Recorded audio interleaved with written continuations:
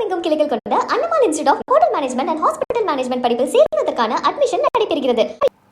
தமிழகம் முழுவதும் இஸ்லாமியர்களின் தியாக திருநாளான பக்ரீத் பண்டிகை உற்சாகமாக கொண்டாடப்படுகிறது.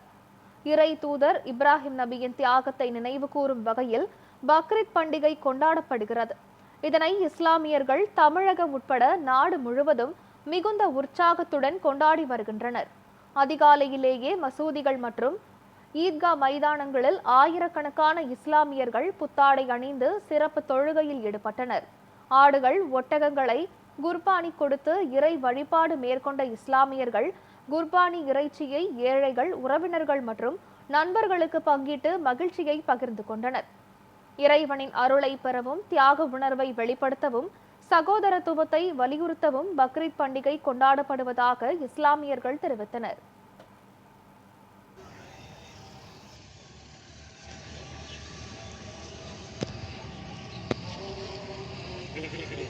அல்லாஹு அக்பர்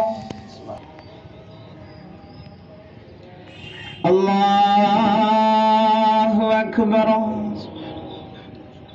அல்லாஹு அக்பர் அல்லாஹு அக்பர்